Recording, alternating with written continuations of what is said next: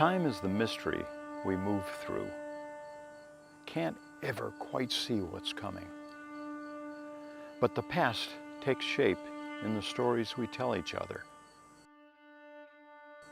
Like these people and their stories, hailing us from a farmhouse built 2 centuries ago.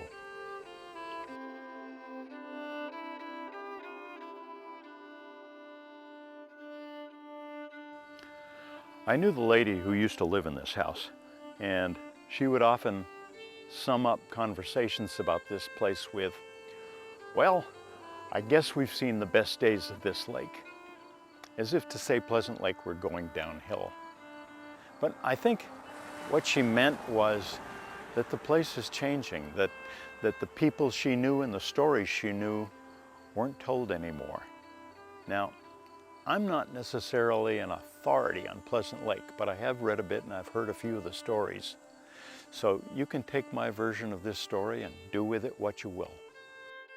And with this in mind, I remember a walk with my grandmother, Helen Clark Anderson.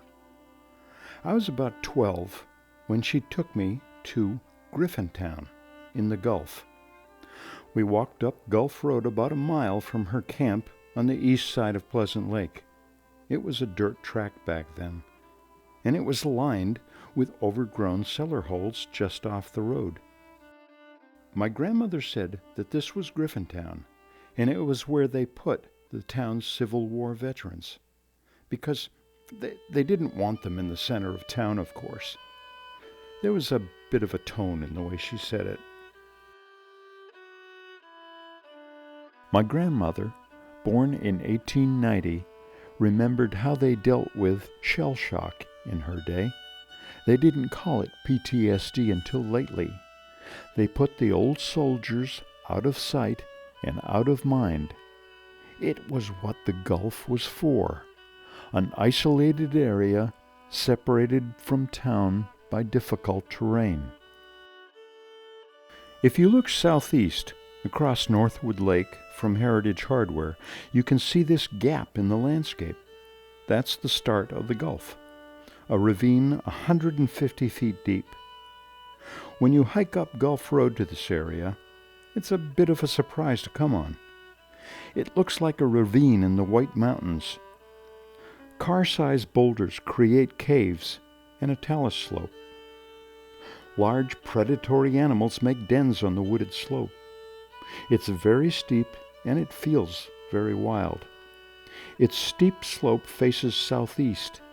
Like many of the mountains in New Hampshire, the glaciers smoothed the northwest side and dumped the rubble over the cliff to the southeast. It was the glaciers that scooped out Pleasant Lake 10,000 years ago. Its north-south orientation is consistent with glaciation. This little flower dates it. Glaciers can be carbon dated to the end of the Wisconsin Ice Age by fossilized alpine flowers called dryas, which were the very first things to grow after the glaciers. They still grow up in the White Mountains. This epoch is called the Younger Dryas. Northwood Lake, however, was formed by a stream that would become the Suncook River. The stream and the ice eroded its way through the glacial till and formed the ravine we call the Gulf, 150 feet deep. Rolling landscape at its west end made the stream spread out and become a lake. People were here as soon as the ice left. There's no physical evidence of people around the lake 10,000 years ago, but artifacts have been found that could be 4,000 years old. When archaeologist Vicki Bunker was hired by the state to do a study before the Fish and Game access was constructed, she found signs of human occupation. Here at Pleasant Lake, we have an archaeological site that shows that people resided briefly here some 2,000 to 3,000 years ago. This may be part of a larger site, but because of the study area involved with looking at this site here along the shoreline, all I can confidently say is that the evidence points to a very small habitation, probably by a very few number of people, and most likely for a short time.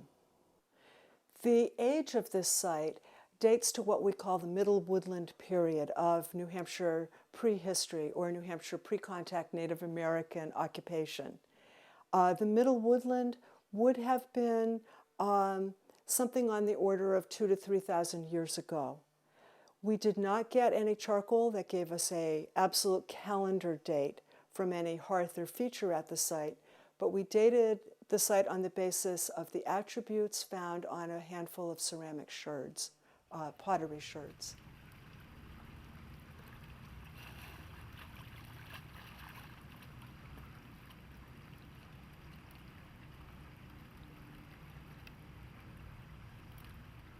Pleasant Lake, Northwood Lake, and the Gulf form the boundaries of a place that was once called Griffintown. If an army were defending its territory, it couldn't ask for better geography. 2 impounded lakes, a low marsh, and a steep ravine surrounding it, accessed by a 1-lane road, mostly in other towns. Geographically, the area belongs to Deerfield, because for a century there hasn't been a way to get to Northwood without going the long way around through Deerfield and Epsom. But politically, it belongs to Northwood. Here's why.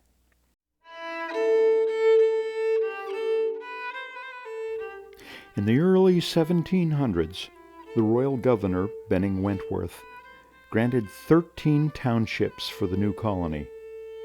Anyone familiar with the rocky hills, swamps, bogs, and mountains would have known that this map of early Nottingham is a piece of pure fiction.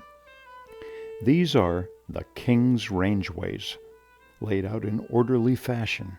About 3 decades after a bureaucrat made up this map, the first settlers in the area petitioned Governor John Wentworth to divide Nottingham into 3 towns so that folks could actually travel to town meetings, church, and find protection from Indian raids. So around 1760, a new map shows how Deerfield and Northwood were subdivided out of Nottingham. The 3 towns were still bounded by King George's straight lines, but some watercourse boundaries were acknowledged in the new map. The original outlet of Pleasant Lake, a meandering stream, became the crooked boundary line between Deerfield and Northwood. Pleasant Pond was divided between the 2 towns. Northwood needed a road to access this area. In 1794, Gulf Road was laid out by John Griffin in the most direct route possible, starting at the Giles Farm, now Viega, formerly Chandler, east straight through the Gulf, connecting with Blake's Hill Road and on to Northwood Center. There was no connection to Deerfield, but there was a workaround. Back then, the lake was much smaller, and there was a wide beach and a meadow at the north end of Pleasant Lake, wide enough for a wagon track. And that's how the unofficial passage into Deerfield was created. You can still find boundary markers underwater at the north end of the lake. March 19th, 1783 was an important date for the lake. The Northwood selectmen realized they had a geographic problem with the Gulf and Griffintown as it became known, and they tried to give it away to Deerfield if Deerfield would have it. The Deerfield selectmen thought it over and said no. They actually turned down the offer of more taxable land. So Griffintown remained part of Northwood, and because of the Gulf, it was said that Deerfield got the best part of the deal. In that time, there were 4 farms comprising all of Griffintown: Theophilus Griffin, Nathan Bartlett, William Wiley, and Nathaniel Giles. They paid their taxes to Griffintown. These taxes maintained the treacherous Gulf Road to Blake's Hill and Northwood Center. This village was even acknowledged in the early 20th century. Griffintown's mail was delivered by the Deerfield Post Office. It was assigned a Deerfield zip code in 1963. 70 years ago, AT&T gave it a Deerfield telephone number, 463. But back to the early days. Long before there was a Gulf Road, Jeremiah Eastman built his house in the 1760s here at the northwest corner of Pleasant Lake. It stood for 200 years, and later it was known as the Ambrose Farm. Now, Jeremiah was the first Eastman to settle here, and this is his family plot just west of the Pleasant Lake Dam. He was a farmer, a surveyor, and a selectman. And he was Deerfield and Northwood's representative at the first Congress in Exeter when the troubles with Great Britain started brewing. Jeremiah was on the Committee of Safety in Deerfield. Now, all the towns had committees of safety. It was almost like a shadow government as tensions with Great Britain grew. And in 1774, when King George outlawed the import of black powder to the colonies, it was a matter of safety, and it was the last straw.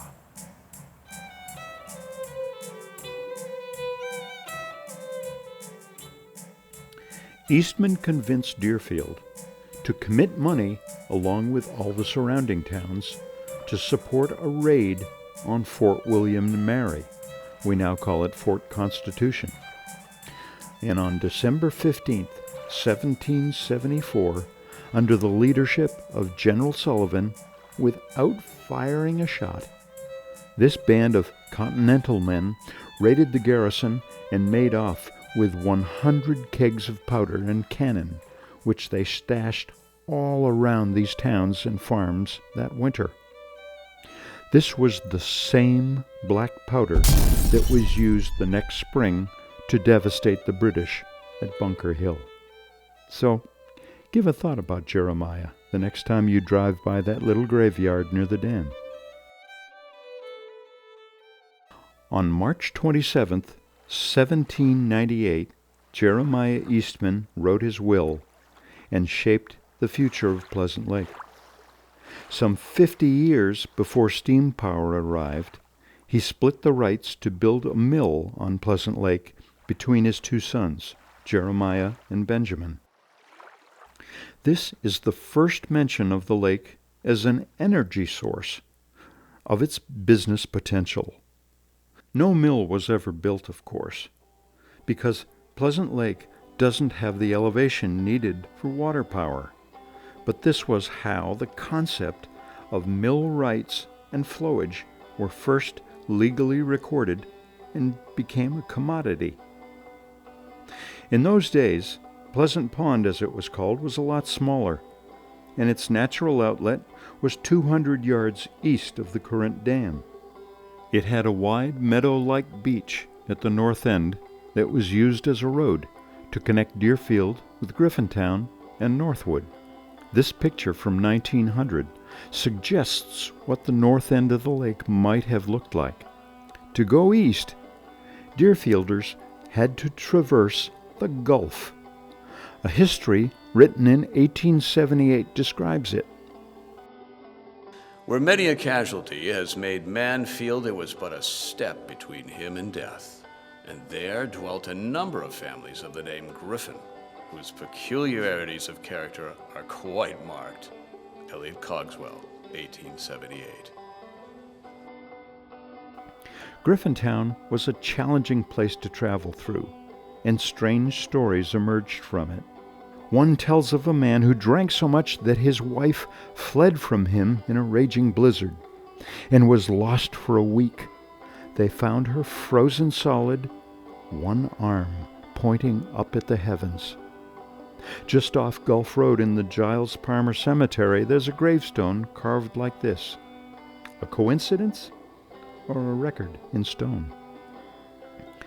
While Griffintown grew more isolated on the Northwood side, over on the Deerfield side, Anna Eastman, the daughter-in-law to Jeremiah, sold the Pleasant Pond mill rights to Augustus Lord in the 1850s. Lord knew there wasn't any water power potential at Pleasant Pond itself, but his plan was to gather and control all the water rights on the surrounding lakes and the Suncook River. Then he could build mills at the mouth of the Suncook where all that water flowed into the Merrimack. This is when the flowage rights at Pleasant Pond really became a commodity. Everyone who has property on Pleasant Lake can trace their deeds back to the few landowners who were subject to these original flowage rights. Flowage rights are the right to flood or drain land at will. These rights stay with the property in spite of change of ownership. They put severe limits on property owners' right to build or change the land subject to the flowage restrictions. Unless these rights have been specifically released, they stay with the property forever. Here's what Pleasant Lake properties might look like if those rights were exercised. Here's the drought and the flood, and back. This might seem like a quaint legal technicality today, until you know that in the 1990s, the state of New Hampshire had been trying to gain access to Pleasant Lake for decades. That's when a lawyer for the state dug into the history, and he found that one of Augustus Lord's mills in Suncook hadn't paid some taxes in the late 1800s, water power being on its way out. So the state placed liens against the mill and its holdings at that time, and that included flowage rights on Pleasant Lake.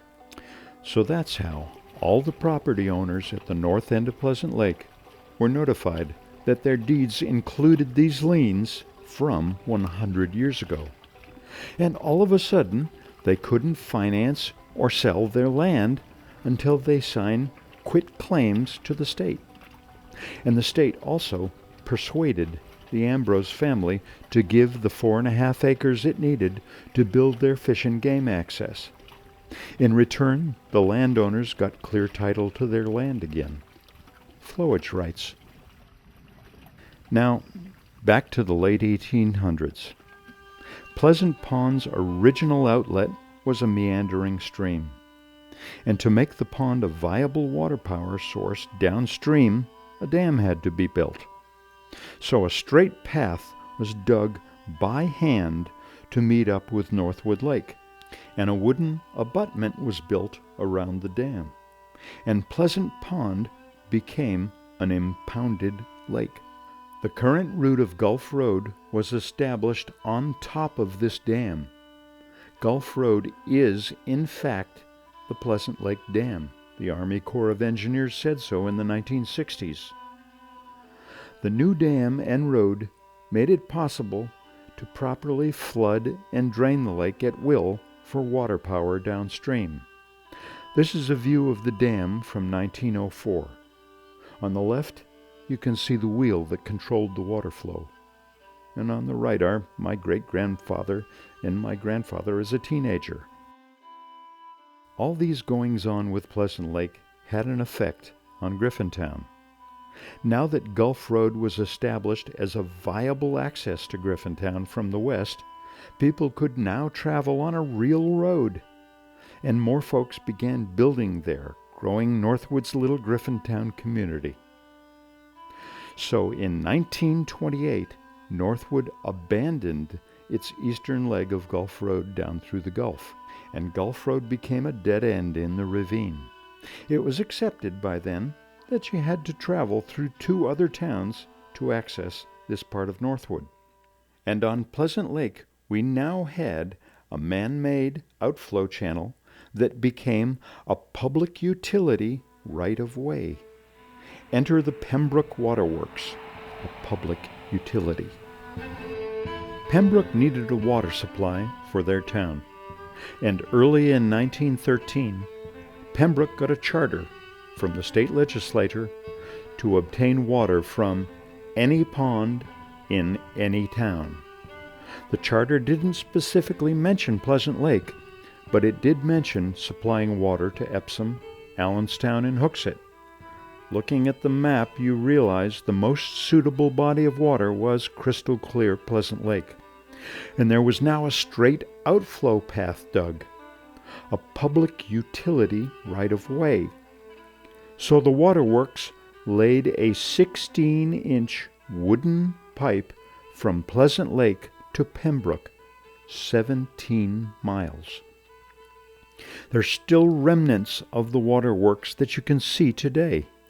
In this picture from the 1930s, the dark shape in the lake is the intake culvert, and the cement pieces can still be seen underwater today. This is the screening filter house in 1932, and its foundation, east of the dam, is visible today in the bushes. It took Deerfield 10 months to realize that their only lake had become restricted, and they protested loudly. In 1924, the New Hampshire Department of Health got into the fray and banned swimming in the north part of the lake. By 1937, this ban was extended to the whole lake, including V.C. Park, so Deerfield lost access to its only lake. For 4 decades, Deerfield fought a legal battle. In 1958, the matter was settled, not by the courts, but because it cost too much to maintain the wooden pipe carrying the water to Pembroke. Drilled wells had become cheaper than that 17-mile wooden pipeline.